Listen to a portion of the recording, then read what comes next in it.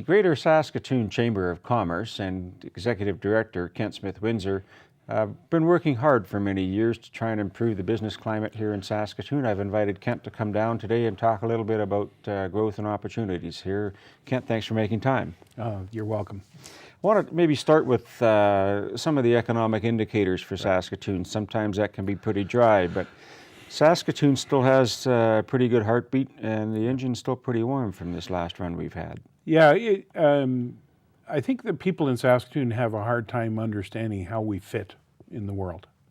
A couple of years ago, we started to do some work on what if Saskatchewan were a country, and said, how would it fit in terms of economic performance around the world? And so we did a very basic piece on what would our balance of trade be with the major countries of the world. And what we discovered is that we have a positive balance of trade with virtually every country in the world. So that would include India, Pakistan, Bangladesh. China would be people that might think of more recently. But it also includes Britain. It also includes South Korea. It also includes Japan. Certainly includes the United States. And there's virtually no other city in Canada, and probably only a few cities in the world that would have that positioning. Then when you combine that with being the headquarters for something like, say, Potash Corp, which is the largest in the world at what it does, or Cameco, which is the largest in the world at what it does, and we say, how does that fit against the Canadian context? And what you discover is that there's no other city in Canada that has two global leaders in their industrial base. Not Toronto, not Montreal, not Vancouver, not Calgary. When you put those pieces together and you say, how does Saskatchewan and Saskatoon in particular fit against the world economic climate, that changes your view as to what the future looks like. I've heard you speak before in terms of the university here and accommodating the grads coming out and having the jobs for them. What's happening on that job front? Well, we, several years ago, and we continue to monitor it, set forth an objective that said, what would it take to create employment opportunities for all of the graduates of not just the University of Saskatchewan, but SaskPoly and SIT, our post-secondaries in particular, to some extent our high schools as well, because a reasonable number of people do not go direct entry into a post-secondary institution. And so how many grads do we have? And the number is technically about 9,000 a year. About 1,000 completers of grade school or high school go direct entry to some sort of post-secondary institution. So that gives you about 8,000 as a number.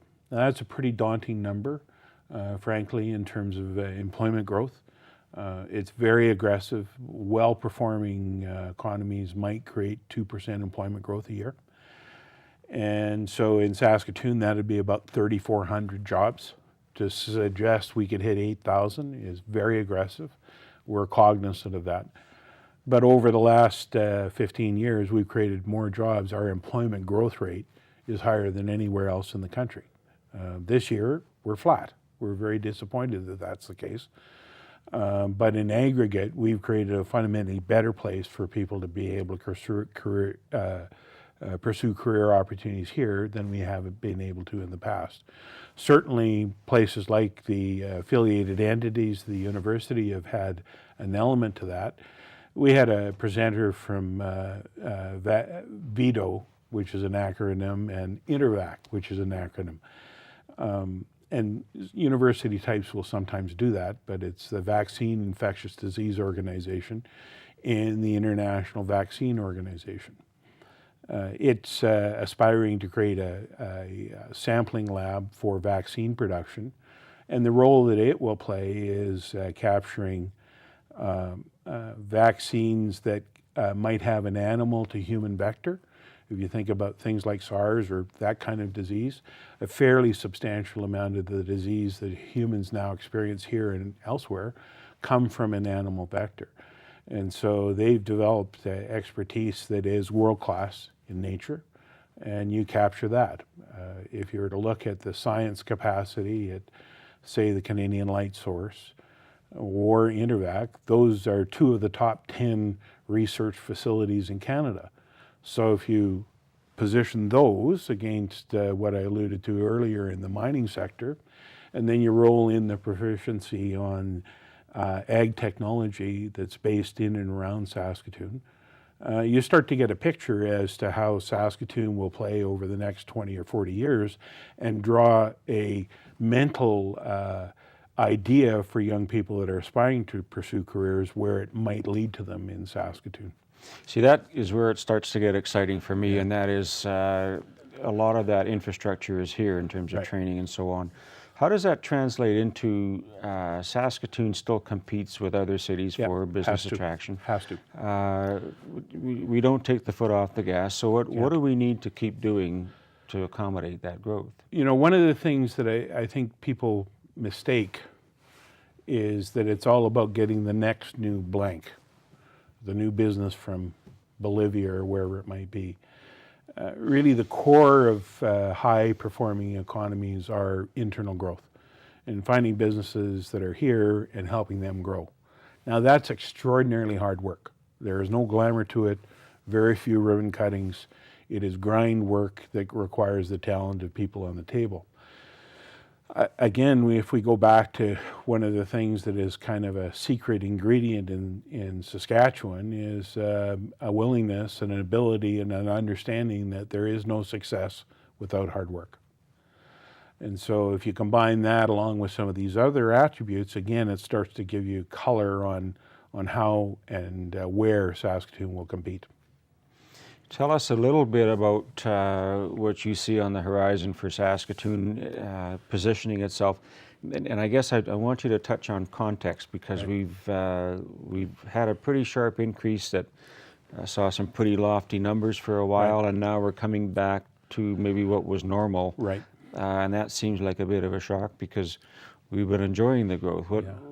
Can you give us some context of where we're at? You know, when people kind of press us on what the normalized growth rate for Saskatoon from a population perspective is, that it's roughly 1.9% a year. And if you go from 1903, when our chamber was first established, to today, and you were to say, what's the compounding rate look like? And it's sort of 1.9%. Now, it will have high variability around that number. There are certain phases where we'll be ahead of that, and certain phases where we'll be slightly below that. So I think that what people kind of surprise themselves with, and why people felt that they were trying to catch in their breath, is that from 1995 to 2005, it was one of our slowest growth rates. And then we moved from 2005 to 2015, one of our fastest growth rates. So it was really that change that caught people off guard, is that you were going from something that was quite a bit below 1.9% to something that was quite a bit above 1.9%. And so it was really that change that's catching people off guard, and you're alluding to it now, that we're kind of bumping back into that normalized growth rate. Because of the density of post-secondary institutions that we have here, we have the capacity to grow a workforce on a per capita basis faster than anywhere else in Western Canada. People don't realize that. Now, with it comes a responsibility around creating those job opportunities, and that's why we work so hard in equipping our businesses to be able to compete internationally, grow and succeed, so that they can create career opportunities for those young, starry-eyed, aspiring graduates. Where do you see the next couple of years for the Chamber and Saskatoon positioning itself? It's no longer just cross-border, trade and so on, or you mentioned all the other countries internationally across the oceans. How do we stack up, and what are we doing to engage? First of all, you have to understand you got to be world-class. People won't buy something that's almost as good as the competitor. So you've got to have the very best at what you have to offer and bring that to the game every day. It also means that the businesses that are of globally competitive standard have to continue to press themselves, a little bit like In a sporting endeavor, it's not about how good you were last year, it's how good you're going to be this year. And that is a piece that business people well understand. It's maybe not as well understood by other actors in the economy. How do you see comments about growth? Right. We have to make sure growth pays for growth. Right. Is it a good thing to be growing, or do we need to kind of flatten out and just hold the line? Yeah. Well, from our side, if you're going to create 8,000 career opportunities, you're probably going to need to grow.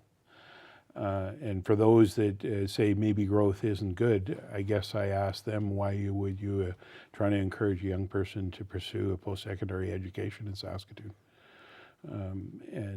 They have to have a motivation and an ability to understand why they need to learn a quadratic equation so that they can understand what that means to them in terms of future career paths. So I think that has to be done as part of the role that Saskatoon is going to play in Saskatchewan, is being that a post-secondary education, equipping our people to be able to compete in a world of tomorrow that's going to see everybody have to be in continuous learning mode.